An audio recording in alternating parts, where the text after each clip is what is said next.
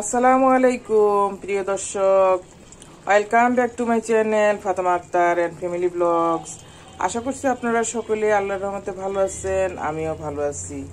প্রিয় দর্শক, দেখুন সকালবেলা আমরা তো সবসময় জাঁকজমকপূর্ণ খাওয়া খেয়ে থাকি, অনেক ভালো করে রান্না করি, মশলা টশলা কষিয়ে টষিয়ে। আজকে আমি সিম্পল একটা রান্না করব, কিন্তু এটা খেতে দুর্দান্ত টেস্ট হবে, আর এটার খরচও কম হচ্ছে আমার। দেখতে থাকুন প্রিয় দর্শক।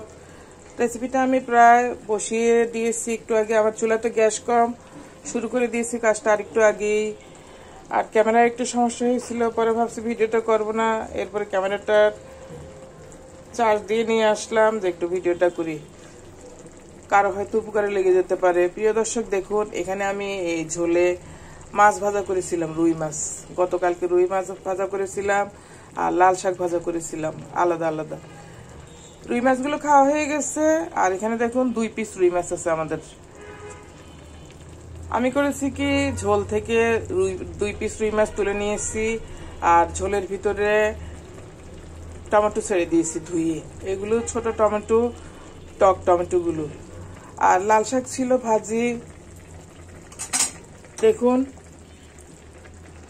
এই যে লাল শাক ভাজিগুলো, বেশ কিছু পরিমাণে লাল শাক ভাজি আমি ছেড়ে দিয়েছি আমার মাছের ঝোলে। তারপরে এতে জিরা ছিটিয়ে দিয়েছি 1 চিমটি, 5 ফোড়ন ছিটিয়ে দিয়েছি 1 চিমটি, টমেটো ধুয়ে বেশ কিছু টমেটো আস্ত দিয়ে দিয়েছি, কাঁচামরিচ দিয়েছি উপরে ছিটিয়ে।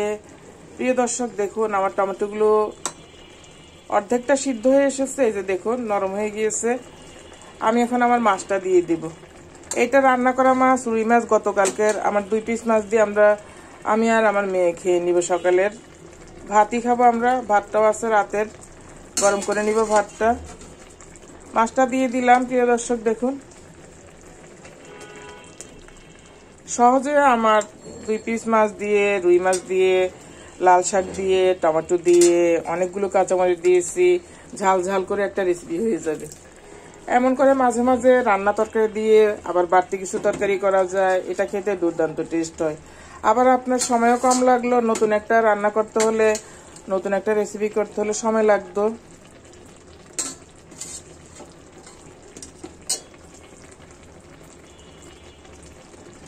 লাল শাকটা একটু টক টক হয়ে যাবে, টমেটোগুলোতে টক আছে, মাছটা একটু আলাদা টেস্ট হবে খেতে। প্রিয় দর্শক দেখুন, আমার এমন একটা সিম্পল, সহজ, সুন্দর রেসিপি দেখে ভালো লাগলে অবশ্যই আশা করব নতুন হলে চ্যানেলটা সাবস্ক্রাইব করে নেবেন, আর পুরাতন হলে অবশ্যই ভিডিওটা ফুল ভিউ করবেন, সকলে লাইক কমেন্ট করবেন। পুরাতনরা আপনাদের যাদেরই আমার বন্ধু আছেন, সকলের ভিডিওতে আমি সময় দিয়ে দেখি, যাদের ভিডিওগুলো ভালো লাগে আসলে আমি দেখে থাকি। প্রিয় দর্শক দেখুন, বন্ধু হলে একজন আরেকজনকে সহযোগিতা করতে হয়, আবার দর্শক হলেও যারা দর্শক দেখবেন আমাদেরকে একটা লাইক কমেন্ট করবেন, আবার সাবস্ক্রাইব করে নিলে আমাদের রেসিপিগুলো আপনারা পরে পেতে পারবেন। আবার ইচ্ছে হলে কখন আমাদের চ্যানেলে ঢুকে অনেক ভালো ভালো রেসিপি আছে, দেখে আসতে পারেন, চ্যানেলটা ভিজিট করতে পারেন। প্রিয় দর্শক, টমেটো কাটা লাগে না, আমি হাত দিয়ে ধুয়ে সুন্দরভাবে দিয়ে দিয়েছি। দেখুন আমার এই যে টমেটো সিদ্ধ হয়ে গিয়েছে। অল্প একটু ভেঙে দিব টমেটোগুলো, সামান্য একটু ভাঙবো, তখন টমেটোর ভিতরে ঝোল ঢুকবে, সহজে ঝোলটা ঢুকে যাবে।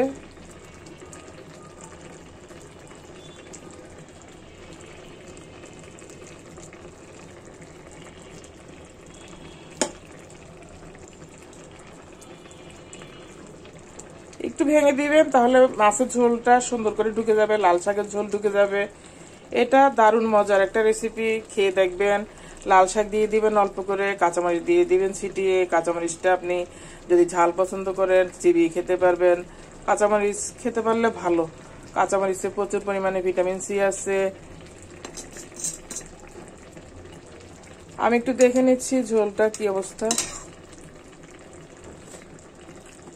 অনেক মজা হয়েছে প্রিয় দর্শক। আমি আবার ভাজি লাল শাকটা খেতে পারি না, আমার মেয়েও ভাজি লাল শাকটা পছন্দ করে না, আমরা একটু মাছ দিয়ে করলে, তরকারি দিয়ে করলে তখন এটা আমাদের ভালো লাগে। জিরা তারপরে পাঁচফোড়নের টেস্ট হয়ে গিয়েছে পুরো ইয়েতে, আদা রসুন পেঁয়াজ দিয়ে। তো আগে গতকাল মাছটা অনেক টেস্ট হয়েছিল, সেই মাছের ঝোলটার ভিতরে আমি নতুন মাছ রেসিপিটা করে নিলাম। প্রিয় দর্শক, ইচ্ছে হলে কখনো এমন করে সুন্দর করে লাল শাক দিয়ে, রুই মাছ দিয়ে, ভেজে রাখা রুই মাছ দিয়ে, টমেটো দিয়ে, আস্ত টমেটো দিয়ে রেসিপি করে খাবেন। আপনাদের সকলের জন্য রইল শুভেচ্ছা, ভালোবাসা, দোয়া। দেখা হবে পরবর্তী কোনো রেসিপিতে। ভালো থাকুন দর্শক। আল্লাহ হাফেজ। আসসালামু আলাইকুম।